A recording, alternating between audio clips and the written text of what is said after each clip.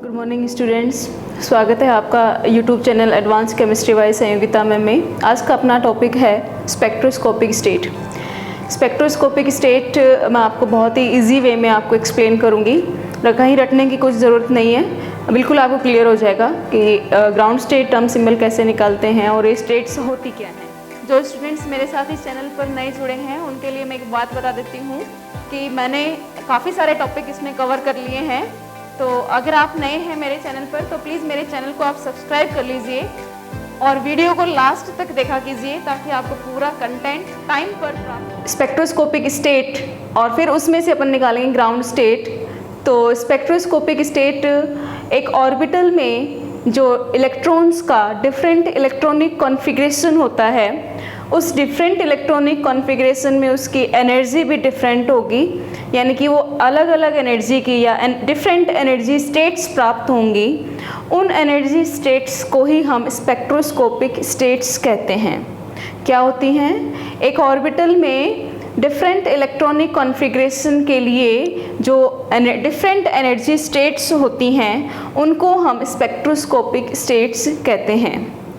ठीक है, suppose p orbital या d ऑर्बिटल या s ऑर्बिटल जो भी ऑर्बिटल है उसमें 1 इलेक्ट्रॉन प्रेजेंट है, तो 1 इलेक्ट्रॉन को आप कैसे भी उसमें कहीं पर भी रख सकते हैं, कोई फ़र्क नहीं पड़ता क्योंकि सबकी एनर्जी क्या होती है, इक्वल होती है।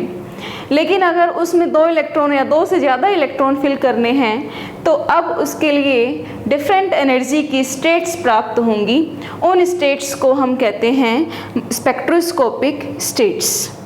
ठीक है, 2 इलेक्ट्रॉन के लिए जो डिफरेंट स्टेट्स आती हैं, एनर्जी स्टेट्स, वो कैसे निकाली जाती हैं, किस प्रकार से वो आती हैं, वो मैं आपको बता रही हूँ। इसमें सबसे पहला जो पॉइंट है वो जो टर्म आएगी या जो स्टेट आएगी, एनर्जी स्टेट, वो होती है इलेक्ट्रॉन की टोटल ऑर्बिटल क्वांटम नंबर पर बेस्ड। फर्स्ट पॉइंट क्या है? इलेक्ट्रॉन की जो इलेक्ट्रॉन फिल किया जा रहा है ऑर्बिटल में, उस इलेक्ट्रॉन के लिए जो टर्म आएगी वो टर्म डिपेंड करती है टोटल ऑर्बिटल क्वांटम नंबर पर, या रिजल्टेंट ऑर्बिटल क्वांटम नंबर, उस पर बेस्ड होती है energy states.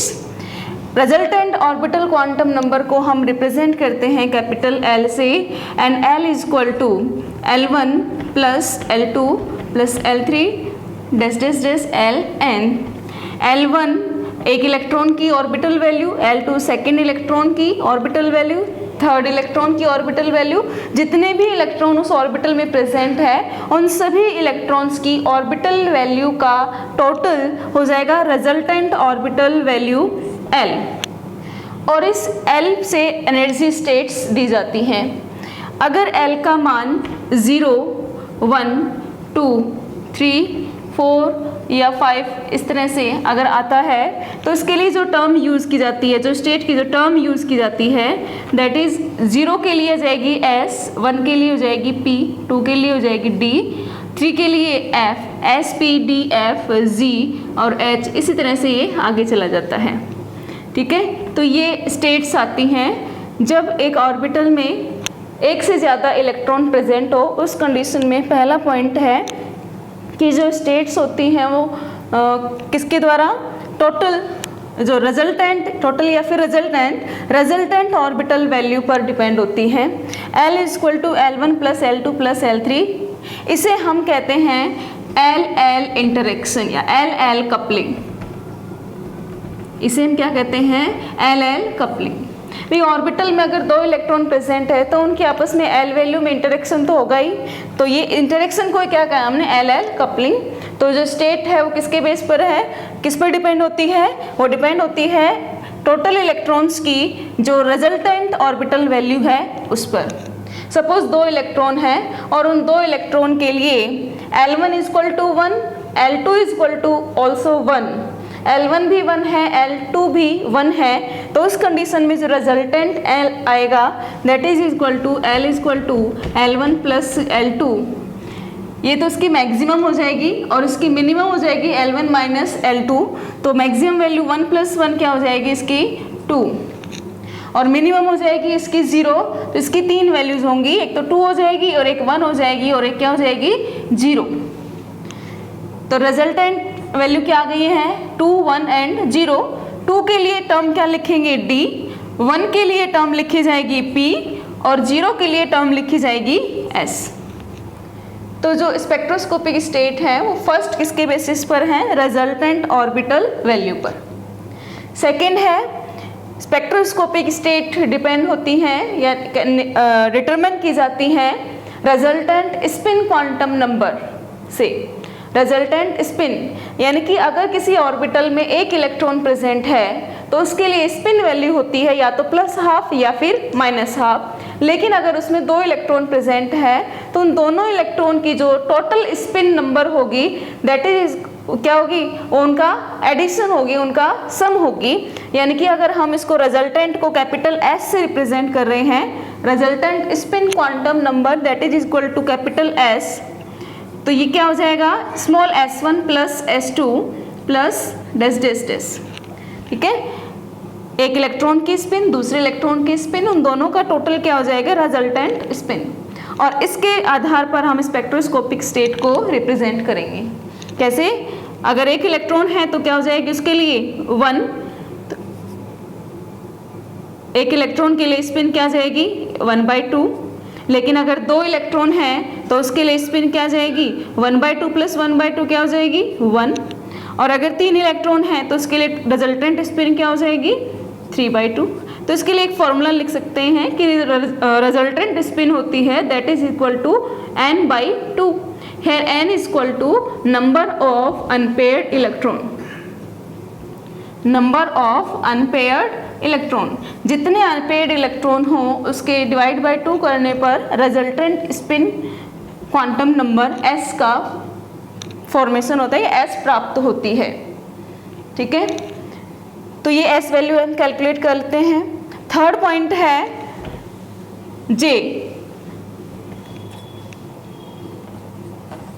J is equal to L plus S, यानी कि चलिए इस पर जाने से पहले एक और चीज बता देती हूँ। अगर 2 इलेक्ट्रॉन प्रेजेंट है तो 2 इलेक्ट्रॉन के रेस्पेक्ट में जो S है वो क्या लिखी है आपने S1 प्लस S2, यानी कि इन दोनों में इंटरेक्शन हुआ है स्पिन में भी, तो इसको सेकेंड वाले को हम कहते हैं SS कपलिंग या फिर SS interaction, SS coupling, SS coupling. ठीक है, J is equal to L plus L, L क्या है रिजल्टेंट ऑर्बिटल वैल्यू, S है रिजल्टेंट स्पिन वैल्यू, J होती है total angular momentum quantum number, total angular momentum quantum number J that is equal to L plus S to L minus S। J is equal to total angular momentum quantum number L plus S से L minus S तक की इसकी सारी possible values होती हैं, लेकिन जो ground state term होती है ये तो सभी स्टेट्स के लिए आती है, ये वैल्यू तो इसके बेसिस पर अलग अलग स्टेट्स होती हैं, लेकिन उन सभी स्टेट्स में से जो ग्राउंड स्टेट अपन अलग से निकालेंगे उसके लिए इनमें से जो J की वैल्यू रखी जाएगी वो डिपेंड करती है उसके इलेक्ट्रॉनिक कॉन्फ़िगरेशन पर। ठीक है, तो J क्या हो गई है LS कपलिंग, इसको हम कहते हैं LS कपलिंग। ठीक है, तो अगर एक ऑर्बिटल में एक इलेक्ट्रॉन प्रेजेंट है तो उसका किसी दूसरे के साथ में इंटरेक्शन है ही नहीं, तो वहां पर ये कोई कपलिंग को एक्सप्लेन नहीं करेंगे।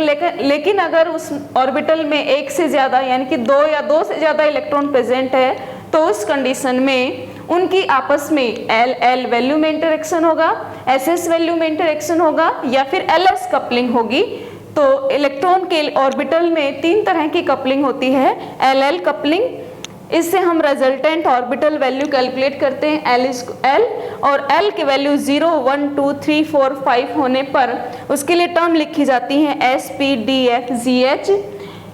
रिजल्ट SS कपलिंग होने पर रिजल्टेंट स्पिन कैलकुलेट करते हैं that is equal to n/2, n is equal to number of unpaired electron, और LS कपलिंग से हम total angular momentum quantum number J को कैलकुलेट करते हैं।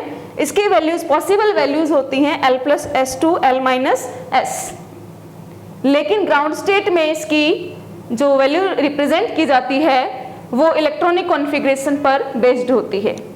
ठीक है, कैसे बेस्ड होती है ये भी बता देती हूँ। चलिए मैं आपको कि अगर इलेक्ट्रॉनिक कॉन्फ़िगरेशन उस ऑर्बिटल में हाफ फील्ड या हाफ फील्ड से कम है तो उस कंडीशन में ग्राउंड स्टेट के लिए J की lower value L-S value represent की जाएगी, और अगर उसका इलेक्ट्रॉनिक कॉन्फ़िगरेशन हाफ फील्ड से ज्यादा है तो उस कंडीशन में J की higher value that is L+S value वो रिप्रेजेंट की जाएगी ग्राउंड स्टेट के लिए। ठीक है, तो इन तीनों पर जो स्टेट्स हैं, डिफरेंट एनर्जी की स्टेट्स हैं, वो इन तीनों कपलिंग पर बेस्ड होती हैं। इसी से डिफरेंट टाइप की स्टेट्स कैलकुलेट की जाती हैं। इन नंबर ऑफ स्टेट्स को या इन नंबर ऑफ स्पेक्ट्रोस्कोपिक स्टेट्स को नंबर ऑफ माइक्रो स्टेट्स भी कहते हैं। इन्हें कहते हैं नंबर ऑफ माइक्रो स्टेट। तो ऐसे तो प्रैक्टिकली तो पॉसिबल नहीं है कि हम एक ऑर्बिटल में इलेक्ट्रॉन को फिल करें, फिर उसका दूसरा ओरिएंटेशन करें, उसके बेसिस पर स्टेट निकालें, फिर तीसरा करें। इसके लिए नंबर ऑफ माइक्रो स्टेट्स होती हैं, वो डायरेक्ट एक कैलकुलेट करने का एक फॉर्मूला है दैट इज इक्वल टू या number of micro state is equal to n factorial upon r factorial n minus r factorial. ये फॉर्मूला है n factorial upon r factorial n minus r factorial. Suppose p orbital में 2 electron है, यानी कि p2 electronic configuration है, p2 electronic configuration. उसके लिए number of micro states is equal to p2, यहाँ n फैक्टोरियल, n वैल्यू है एक ऑर्बिटल में मैक्सिमम इलेक्ट्रॉन्स की संख्या, मैक्सिमम इलेक्ट्रॉन कितने फिल हो सकते हैं उस ऑर्बिटल में, और r वैल्यू है कितने इलेक्ट्रॉन उसमें फिल किए जाने हैं। ठीक है, तो n फैक्टोरियल क्या हो जाएगा 6, क्योंकि p ऑर्बिटल में मैक्सिमम इलेक्ट्रॉन कितने फिल किए जाते हैं 6 फैक्टोरियल अपॉन कितने इलेक्ट्रॉन फिल करने हैं 2, तो 2 फैक्टोरियल और ब्रैकेट में n माइनस r 4 फैक्टोरियल। इसको सॉल्व कर लेंगे तो ये 4 वाला तो इधर कट जाएगा। चलिए इसको करके दिखा देती हूँ आपको। 6 × 5 × 4 × 3 × 2 × 1 अपॉन 2 और ब्रैकेट में आ जाएगा 4 × 3 × 2 × 1, और ये यहाँ तक का ये पूरा कैंसिल हो जाएगा। उसके बाद में 30/2 दैट इज इक्वल टू 15। तो p2 इलेक्ट्रॉनिक कॉन्फ़िगरेशन के लिए नंबर ऑफ माइक्रो स्टेट्स या डिफरेंट एनर्जी की स्टेट्स हैं वो कितनी हो गई हैं 15। इसी तरह से जितने भी इलेक्ट्रॉन आपको फिल करने हैं ऑर्बिटल में, तो उस इलेक्ट्रॉन के लिए उनके लिए जो डिफरेंट एनर्जी की स्टेट्स आएंगी उन्हें हम नंबर ऑफ माइक्रो स्टेट्स में इस रूप से कैलकुलेट कर सकते हैं। ठीक है, ये तो बहुत सारी स्टेट्स हो गए जिसे हम कह रहे हैं माइक्रो स्टेट या फिर स्पेक्ट्रोस्कोपिक स्टेट्स। लेकिन इन स्टेट्स में से एक स्टेट ऐसी होती है जिसकी एनर्जी सबसे कम होती है, स्टेबिलिटी सबसे ज़्यादा होती है, और वो स्टेट हुंड के नियमानुसार इलेक्ट्रॉनिक कॉन्फ़िगरेशन से प्राप्त होती है। क्या? इन सभी स्पेक्ट्रोस्कोपिक स्टेट्स में से एक स्टेट ऐसी होती है जो सबसे कम एनर्जी की होती है, सबसे ज़्यादा स्टेबल होती है, और वो स्टेट उस ऑर्बिटल में हुंड्स रूल के अकॉर्डिंग इलेक्ट्रॉनिक कॉन्फ़िगरेशन से प्राप्त होती है। उस स्टेट को हम कहते हैं स्पेक्ट्रोस्कोपिक ग्राउंड स्टेट। ठीक है, उस स्टेट को क्या कहते हैं? Spectroscopic ground state. अब इस स्पेक्ट्रोस्कोपिक ग्राउंड स्टेट या इस स्टेट को रिप्रेजेंट कैसे करते हैं? इनको रिप्रेजेंट हम टर्म सिंबल से, टर्म सिंबल, इनके लिए टर्म सिंबल लिखा गया है, उसके द्वारा इसको रिप्रेजेंट किया जाता है। और वो टर्म सिंबल क्या होता है? कोई अल्फ़ाबेट होता है, कैपिटल अल्फ़ाबेट, और उसके एक तो लेफ्ट साइड में अपर स्क्रिप्ट लगा हुआ होता है और एक उसमें सुपर स्क्रिप्ट लगा हुआ होता है राइट साइड में। इसका जो रिप्रेजेंटेशन है वो मैं MLJ की फॉर्म में करते हैं, MLJ। ये जो M होता है that is equal to spin multiplicity N। M क्या होता है? Spin multiplicity, spin multiplicity. इसका फॉर्मूला है 2s + 1, 2s + 1। एक इलेक्ट्रॉन के लिए s कितनी हो जाती है? m इक्वल टू एक इलेक्ट्रॉन के लिए 1/2, तो यहाँ m कितनी आ जाएगी 2 into 1/2 plus 1, m equal to कितनी हो जाएगी 2। तो एक इलेक्ट्रॉन के लिए स्पिन मल्टीप्लिसिटी कितनी आ गई है 2। एक इलेक्ट्रॉन की बात कर रही हूं मैं, एक इलेक्ट्रॉन के लिए for 1 electron s equal to 1/2, तो m इक्वल टू 2। तो इसके लिए हम सीधा सा एक फॉर्मूला दे देते हैं, जितने number of unpaired electron present हो उसके plus 1, that is equal to m equal to n plus 1, n is equal to number of unpaired electron, number of unpaired electron. ठीक है, तो m वैल्यू हम कैसे कैलकुलेट करेंगे, m is equal to n plus 1 से, या फिर इसको 2s प्लस 1 से कर सकते हैं। सेकेंड है यहाँ पर l होती है टर्म जो अभी आपको मैंने पीछे बताई थी कि l इज इक्वल टू 0, 1, 2, 3 और 4 ऐसे होने पर उसके लिए जो टर्म यूज की जाती है that is equal to s p d f z, ऐसे ये टर्म्स इसके लिए यूज की जाती हैं। L इसका मान 0, 1, 2, 3, 4 होने पर टर्म यूज की जाती है S P D F Z। Third is J resultant या total angular momentum quantum number J। ये फर्स्ट हो गया मल्टीप्लिसिटी, सेकंड हो गया टर्म L, और थर्ड है J equal to L plus S to L minus S। J होता है total angular momentum quantum number, इसकी वैल्यूज होती हैं L प्लस S से L माइनस S। ठीक है, L क्या होता है आपको मैंने पीछे बताया था, capital L resultant orbital value है, that is equal to L1 plus L2 plus L3 Ln, और S होता है resultant spin value, S is equal to S1 plus S2 plus S3 so on. ठीक है, तो ये हो गई है L और S, और इन दोनों का टोटल हो जाता है J। इसके दोनों ये हाईएस्ट वैल्यू है और ये लोवेस्ट वैल्यू है, और इसके बीच में भी इसकी पॉसिबल वैल्यूज हैं, लेकिन जो ग्राउंड स्टेट है उसके लिए जो J की वैल्यू रिप्रेजेंट की जाएगी वो डिपेंड होती है इलेक्ट्रॉनिक कॉन्फ़िगरेशन पर। अगर इलेक्ट्रॉनिक कॉन्फ़िगरेशन हाफ फिल्ड या हाफ फिल्ड से कम है तो J की लोअर वैल्यू ग्राउंड स्टेट में रखी जाएगी, और अगर इलेक्ट्रॉनिक कॉन्फ़िगरेशन हाफ फील्ड से ज़्यादा है तो उस कंडीशन में J की हायर वैल्यू ग्राउंड स्टेट के लिए रखी जाएगी।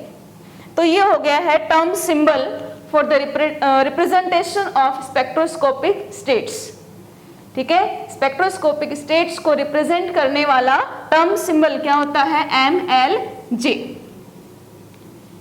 इनमें से जो सबसे कम एनर्जी की स्टेट होगी वो क्या होगी, स्पेक्ट्रोस्कोपिक ग्राउंड स्टेट। अब स्पेक्ट्रोस्कोपिक ग्राउंड स्टेट को हम डायरेक्टली निकाल सकते हैं, हुंड के अकॉर्डिंग इलेक्ट्रॉनिक कॉन्फ़िगरेशन लिखो और उससे हम डायरेक्ट निकाल लेंगे MLJ के फॉर्म में टर्म सिंबल, या फिर हम नंबर ऑफ माइक्रो स्टेट्स में से सेलेक्ट करेंगे, चूज करेंगे ग्राउंड स्टेट कौन सी है।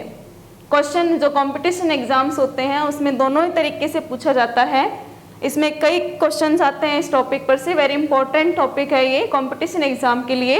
इसमें बहुत तरह से क्वेश्चन पूछे जाते हैं। पहला क्वेश्चन तो number of micro state calculate करने का ही आता है कि इस इलेक्ट्रॉनिक कॉन्फ़िगरेशन के लिए उसमें नंबर ऑफ माइक्रो स्टेट्स कितनी होंगी, फॉर्मूला आपको बता दिया है मैंने। और सेकेंड क्वेश्चन, इस इलेक्ट्रॉनिक कॉन्फ़िगरेशन के लिए उसकी स्पेक्ट्रोस्कोपिक टर्म क्या होगी, या फिर उसके spectroscopic ground state term symbol क्या होगा, वो रिप्रेजेंट करवाएंगे आपसे। क्या उसका ग्राउंड स्टेट में इलेक्ट्रॉनिक कॉन्फ़िगरेशन क्या होगा वो पूछ सकते हैं आपसे, या फिर उसकी नंबर ऑफ माइक्रो स्टेट्स दे करके उसमें से सेलेक्ट करवाएंगे कि इनमें से उसकी ग्राउंड स्टेट कौन सी है। ठीक है, तो जो ग्राउंड स्टेट टर्म सिंबल है उसको हम डायरेक्टली कैलकुलेट करना भी बताएंगे, और नंबर ऑफ माइक्रो स्टेट्स में से सेलेक्ट करना भी बताएंगे कि उसमें से कौन सी उसकी ग्राउंड स्टेट है। ठीक है, तो पहले तो मैं आपको बता देती हूँ डायरेक्टली हम कैलकुलेट कैसे करते हैं spectroscopic ground state term symbol को। चलिए p ऑर्बिटल के लिए बता देती हूँ। सपोज p ऑर्बिटल में हमें 2 इलेक्ट्रॉन यानी कि p2 इलेक्ट्रॉनिक कॉन्फ़िगरेशन है। p2 इलेक्ट्रॉनिक कॉन्फ़िगरेशन, ये p ऑर्बिटल, इसके लिए ऑर्बिटल वैल्यूज होंगी +1, ये +l से लेकर के 0 और -l तक, तो ये हो जाएगी +1, 0 एंड -1। तो p2 इलेक्ट्रॉनिक कॉन्फ़िगरेशन के लिए या p ऑर्बिटल के लिए l वैल्यू होंगी +1, 0 एंड -1। अब जो ग्राउंड स्टेट है वो मैंने कही है कि जो ग्राउंड स्टेट होती है वो वुंड्स रूल के अकॉर्डिंग होती है। तो p ऑर्बिटल में 2 इलेक्ट्रॉन जब फिल करने हैं तो दोनों इलेक्ट्रॉन्स को हम अनपेयर्ड कंडीशन में रखेंगे, और यानी कि ऐसी कंडीशन में रखेंगे जिसमें मैक्सिमम मल्टीप्लिसिटी हो और मैक्सिमम l वैल्यू हो। तो ये इसका इलेक्ट्रॉनिक कॉन्फ़िगरेशन होगा। इस कंडीशन में l रिजल्टेंट ऑर्बिटल वैल्यू है, that is equal to L1 plus L2, और ये वैल्यू क्या हो जाएगी, एक इलेक्ट्रॉन के लिए 1 और दूसरे के लिए 0। L इक्वल टू हो जाएगी यहाँ पर 1, और L इक्वल टू 1 हो तो इसके लिए जो टर्म यूज की जाती है that is equal to P। ठीक है, second point, L value L term में आपने कैलकुलेट कर ली है, that is equal to P। अब होती है multiplicity M equal to 2s plus 1, या फिर हम इसे लिख सकते हैं n plus 1, n equal to number of unpaired electron. Number of unpaired electron यहाँ पर है 2, तो multiplicity equal to 2 plus 1, 3। Multiplicity कितनी हो जाएगी, 3। J equal to L plus S to L minus S। ठीक है, S भी मैं आपको कैलकुलेट करके दिखा देती हूँ। Capital S equal to small s1 plus s2, या फिर कैपिटल S इक्वल टू एक इलेक्ट्रॉन के लिए हाफ, दूसरे के लिए भी हाफ, क्योंकि दोनों अनपेयर्ड इलेक्ट्रॉन्स हैं, तो S हो जाएगी यहाँ पर 1। तो J वैल्यू क्या हो जाएगी, J equal to L plus S, L भी 1 है, S भी 1 है, तो J इक्वल टू 1 प्लस 1 से 1 माइनस 1, तो इसकी वैल्यूज होंगी J 1 प्लस 1, 2, 1 एंड 0। तो इन तीनों चीजों को मिलाकर के spectroscopic ground state term symbol अपने को रिप्रेजेंट करना है, और वो किस फॉर्म में रिप्रेजेंट किया जाता है, MLJ। इस फॉर्म में उसको रिप्रेजेंट करना है। L है कोई यहाँ पर अल्फाबेट, कैपिटल अल्फाबेट, उसके अपर स्क्रिप्ट में मल्टीप्लिसिटी और उसके सबस्क्रिप्ट में यहाँ पर लिखा हुआ है J। तो उसके लिए अब इन तीनों चीजों को मिला करके हम टर्म सिंबल लिखेंगे। क्या क्या मिलाने, एक तो P तो हो गई इसके टर्म, और M हो गई है यहाँ पर 3 ट्रिपलेट, और J वैल्यूज ये 3 हैं, तो इसके लिए टर्म बनेगी ट्रिपलेट P और J यहाँ पर 2, 1 एंड 0। तो इसकी 3 टर्म्स हो गई हैं, ट्रिपलेट P2, ट्रिपलेट P1 और ट्रिपलेट P0। इनमें से ग्राउंड स्टेट होगी J वैल्यू के बेसिस पर कौन सी, अगर इलेक्ट्रॉनिक कॉन्फ़िगरेशन हाफ फील्ड या हाफ फील्ड से कम हो तो उस कंडीशन में J की लोअर वैल्यू ग्राउंड स्टेट के लिए कंसीडर की जाती है, और अगर इलेक्ट्रॉनिक कॉन्फ़िगरेशन हाफ फील्ड से ज्यादा है तो J की हायर वैल्यू ग्राउंड स्टेट के लिए कंसीडर की जाती है। यहाँ इलेक्ट्रॉनिक कॉन्फ़िगरेशन हाफ फील्ड से कम है तो इस कंडीशन में J की लोअर वैल्यू ग्राउंड स्टेट के लिए आएगी, एंड दैट इज 3p0। तो इलेक्ट्रॉनिक कॉन्फ़िगरेशन हो जाएगा इसका 3p0। इनमें से ग्राउंड स्टेट होगी 3p0, क्योंकि इलेक्ट्रॉनिक कॉन्फ़िगरेशन हाफ फील्ड से कम है, और कम के लिए J की लोअर वैल्यू ग्राउंड स्टेट के लिए कंसीडर की जाती है। तो यहाँ पर जो ग्राउंड स्टेट आ जाएगी वो क्या हो जाएगी, triplet p0। Ground state term symbol क्या हो गया है, ट्रिपलेट p0। ठीक है, ये हमने डायरेक्टली कैलकुलेट की है, या डायरेक्ट हमने डिटरमिन किया है इसका spectroscopic ground state term symbol P2 electronic configuration के लिए। अब दूसरा तरीका है कि P2 इलेक्ट्रॉनिक कॉन्फ़िगरेशन के लिए नंबर ऑफ माइक्रोस्टेट्स दी गई हो, और उन माइक्रोस्टेट्स में से हमें सेलेक्ट करना है स्पेक्ट्रोस्कोपिक ग्राउंड स्टेट टर्म क्या होगी। तो पहले हम नंबर ऑफ माइक्रोस्टेट्स कैलकुलेट कर लेते हैं, और फिर उसमें से हम सेलेक्ट करेंगे कि ग्राउंड स्टेट टर्म क्या होगी। P2 इलेक्ट्रॉनिक कॉन्फ़िगरेशन से ही एक्सप्लेन कर देती हूँ इसको।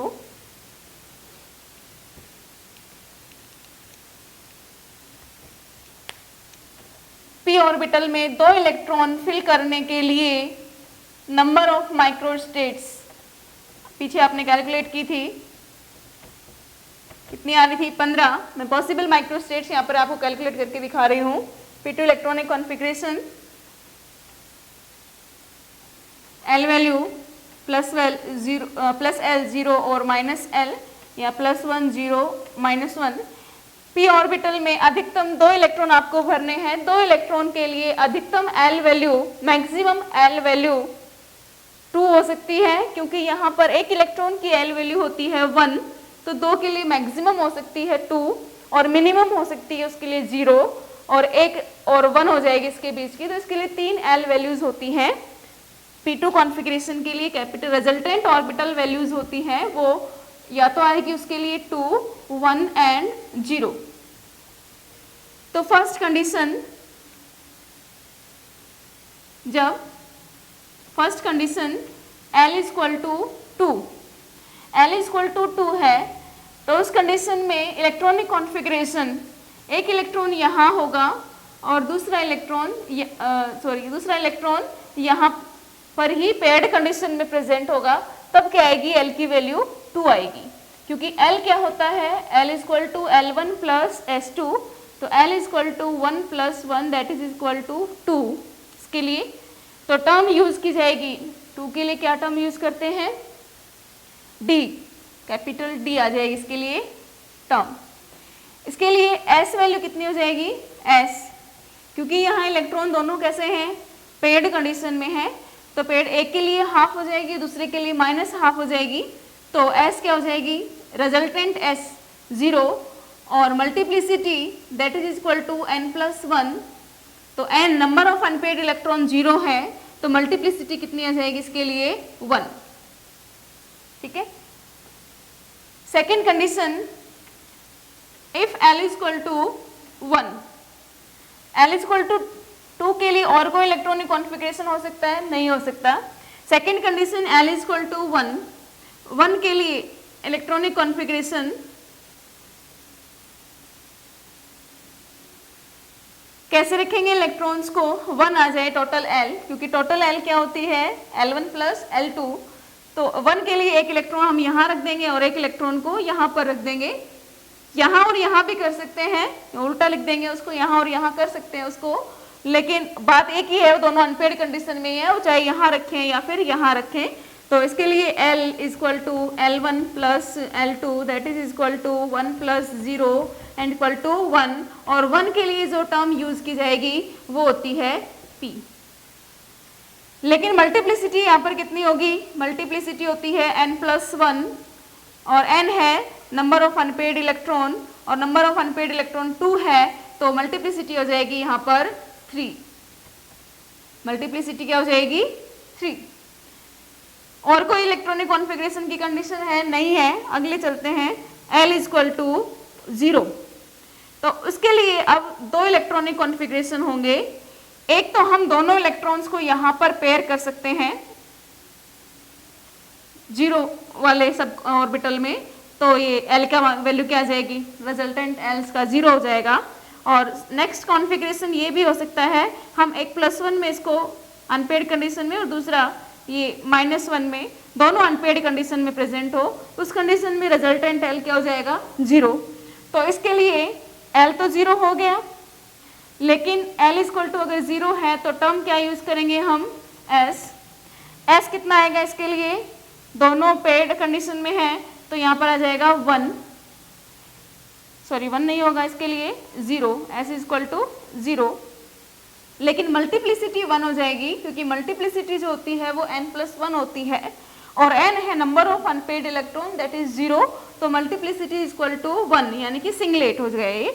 और सेकेंड कंडीशन में दोनों अनपेयर्ड कंडीशन में है, अनपेयर्ड कंडीशन में है, तो यहाँ पर S हो जाएगी 1, L हो जाएगा 0, तो इसके लिए टर्म तो यूज करेंगे हम S ही, लेकिन मल्टीप्लिसिटी यहाँ पर कितनी हो जाएगी, 3। तो इनको मिलाकर के टर्म बना रहे हैं। यहाँ इस L और S के लिए जो टर्म रिप्रेजेंट कर रहे हैं, सिंगलेट D, यहाँ टर्म आएगी ट्रिपलेट P, यहाँ पर टर्म आएगी इसके लिए सिंगलेट S, और इसके लिए जो टर्म आएगी वो ट्रिपलेट S। तो ये 4 टर्म आ गई हैं 1d 3p 1s and 3s। अब j और कैलकुलेट कर लेते हैं इनके लिए। इसके लिए j का मान j होता है l प्लस s से l माइनस s। तो j इसके लिए कितना आएगा l और s, l की वैल्यू 2 है, s इक्वल टू 0, तो हाईएस्ट वैल्यू कितनी आएगी 2 और लोवेस्ट वैल्यू कितनी आएगी 2 माइनस 0, 2 प्लस 0 2 माइनस 0। तो या फिर इसके लिए यूँ सकते हैं if s equal to 0 then j equal to l, क्योंकि आपने लिखी है कि j equal to l plus s होता है, तो s equal to 0 then j equal to l। तो j की वैल्यू किसके इक्वल हो जाएगी l के, तो यहाँ हो जाएगी 1d2। इसके लिए j वैल्यूज आएंगी l यहाँ पर है 1, l का मान 1 है और s इसके लिए भी 1 है, क्योंकि दोनों इलेक्ट्रॉन कैसे हैं अनपेड कंडीशन में हैं, तो रिजल्टेंट s भी कितना है यहाँ पर 1। l प्लस s 1 प्लस 1 2 और l माइनस s 0, तो इसके लिए तीन j वैल्यूज होंगी। कौन कौन सी? हाईएस्ट होगी 2 1 एंड 0। तो इसके लिए इसको अगर हम डिवाइड करें तो कौन कौन सी टर्म बनेगी? एक तो बनेगी इसकी 3p2 3p1 and 3p0। 1s के लिए j क्या आ जाएगी? l equal to 0 s equal to 0, तो j equal to 0 1s 0, s equal to 1 l equal to 0, तो j इक्वल टू s 1। तो ये हो गई इनकी j वैल्यू। ठीक है, अब ये हमने नंबर ऑफ माइक्रोस्टेट्स कैलकुलेट की हैं। कौन कौन सी? 1d2, एक ये रही यहाँ पर 3p0 3p1 3p2, एक हो गई है 1s0 और एक हो गई है 3s1। ये माइक्रोस्टेट्स हमने कैलकुलेट की है p2 इलेक्ट्रॉनिक कॉन्फ़िगरेशन के लिए। इन माइक्रोस्टेट्स में से एक स्टेट ऐसी है जो सबसे कम एनर्जी की है, सबसे ज़्यादा स्टेबिलिटी है और वो स्पेक्ट्रोस्कोपिक ग्राउंड स्टेट टर्म कहलाती है और एक्चुअल में वो हुंस-रूल इलेक्ट्रॉनिक कॉन्फ़िगरेशन के अकॉर्डिंग होती है। ठीक है, तो चलिए इसमें से सेलेक्ट करते हैं कि कौन सी वो स्टेट है जो सबसे कम एनर्जी की है और सबसे ज़्यादा स्टेबिलिटी की है। तो सिलेक्शन के 3 पॉइंट है। पहला पॉइंट, फर्स्ट सिलेक्शन मल्टीप्लिसिटी के बेसिस पर सिलेक्शन। जितनी भी नंबर ऑफ माइक्रोस्टेट्स दी गई हैं उनमें से हाईएस्ट मल्टीप्लिसिटी वाली स्टेट की स्टेबिलिटी अधिक होती है। फर्स्ट पॉइंट मल्टीप्लिसिटी पर बेस्ड है। हाईएस्ट मल्टीप्लिसिटी वाली स्टेट मोर स्टेबल होती है, लेस एनर्जी की स्टेट होती है हाईएस्ट मल्टीप्लिसिटी। ठीक है, तो यहाँ जो टर्म लिखी गई है मैंने राउंड में कर रखा है। इनमें से मल्टीप्लिसिटी ज़्यादा किसकी है? ये एक तो 3 की है, क्योंकि या तो 3 ट्रिपलेट है और ये सिंगलेट है, तो 3p0 3p1 3p2 और एक हो गई है 3s1। तो पहला सिलेक्शन तो मल्टीप्लिसिटी के बेसिस पर है, उसको अलग कर लो, वो आएगी ग्राउंड स्टेट के लिए, उनमें से होगी। अब तो 3 वालों को हमने अलग कर लिया, 1 इसमें कंसिडर नहीं की जाएगी। अब अगला सिलेक्शन है L वैल्यू के बेसिस पर, जिसके लिए मल्टीप्लिसिटी ज्यादा होगी उसकी L वैल्यू भी ज्यादा होगी। तो सेम मल्टीप्लिसिटी वाली स्टेट्स में जिसकी L वैल्यू ज्यादा होती है उसकी स्टेबिलिटी ज्यादा होती है। सेकंड किसके आधार पर सिलेक्शन है? L वैल्यू के बेसिस पर। तो अगर सेम मल्टीप्लिसिटी की स्टेट्स एक से ज्यादा हो तो उस कंडीशन में L वैल्यू के आधार पर सिलेक्शन किया जाता है और जिस टर्म के लिए L वैल्यू ज्यादा होती है उसकी स्टेबिलिटी ज्यादा होती है। तो यहाँ L कितना आता है? इसके लिए 0 और इनके लिए L वैल्यू है 1, इसके लिए 1 है और इसके लिए 0 है, तो इनमें से इसको तो हटा देंगे और कौन सी स्टेट आएंगी? 3p वाली ग्राउंड स्टेट के लिए आएंगी p। अब सेम मल्टीप्लिसिटी और सेम L वैल्यू यानी कि 3p same multiplicity same L value की एक से ज्यादा स्टेट होने पर सिलेक्शन J वैल्यू के बेसिस पर किया जाता है। इलेक्ट्रॉनिक कॉन्फ़िगरेशन हाफ फिल्ड या हाफ फिल्ड से कम हो तो J की लोअर वैल्यू ग्राउंड स्टेट के लिए आएगी, या लोअर वैल्यू वाली जो टर्म होती है वो ग्राउंड स्टेट होती है। और अगर इलेक्ट्रॉनिक कॉन्फ़िगरेशन हाफ फील्ड से ज़्यादा है तो जिसमें J की हायर वैल्यू रखी गई है वो आएगी उसकी ग्राउंड स्टेट टर्म। तो तो यहाँ तक हमने सेलेक्ट कर लिया था कि 3p0, 3p1 और 3p2 में से ग्राउंड स्टेट होगी, लेकिन अब J वैल्यू के बेसिस पर कौन सी होगी? चूंकि इलेक्ट्रॉनिक कॉन्फ़िगरेशन यहाँ हाफ फील्ड से कम है तो J की लोअर वैल्यू, और वो कौन सी है? 3p0। तो यहाँ ग्राउंड स्टेट हमने निकाल ली, इनमें से सेलेक्ट करके कौन सी आ गई है? 3p0। थोड़ी देर पहले आपने कैलकुलेट भी की थी, क्या आई थी? 3p0, और ये नंबर ऑफ माइक्रो स्टेट्स में से भी आपने सेलेक्ट कर ली है, क्या हुई है? 3p0। तो सिलेक्शन के इसमें 3 पॉइंट है। पहला पॉइंट S वैल्यू के बेसिस पर, सेकंड पॉइंट L वैल्यू के बेसिस पर, थर्ड पॉइंट J के रिस्पेक्ट में। हाईएस्ट मल्टीप्लिसिटी वाली स्टेट मोर स्टेबल होगी, second point highest L value वाली स्टेट मोर स्टेबल होगी, और थर्ड पॉइंट J वैल्यू, ये इलेक्ट्रॉनिक कॉन्फ़िगरेशन पर बेस्ड है। अगर इलेक्ट्रॉनिक कॉन्फ़िगरेशन हाफ फील्ड या हाफ फील्ड से कम है तो J की लोअर वैल्यू मोर स्टेबल होगी, और अगर इलेक्ट्रॉनिक कॉन्फ़िगरेशन हाफ फील्ड से ज्यादा है तो J की हायर वैल्यू मोर स्टेबल होगी। तो ये हमने आज कैलकुलेट किए हैं नंबर ऑफ माइक्रोस्टेट्स, और उसके साथ में इंटरेक्शन, ऑर्बिटल में इलेक्ट्रॉन इलेक्ट्रॉन इंटरेक्शन कितने प्रकार के होते हैं? 3 प्रकार के, LL interaction, SS interaction, LS interaction, और उसके बेसिस पर उसमें नंबर ऑफ माइक्रोस्टेट्स निकाली हैं, और उन माइक्रोस्टेट्स में से हमने ग्राउंड स्टेट टर्म सिंबल को रिप्रेजेंट किया है। तो आज का अपना टॉपिक यहीं पे समाप्त होता है। धन्यवाद।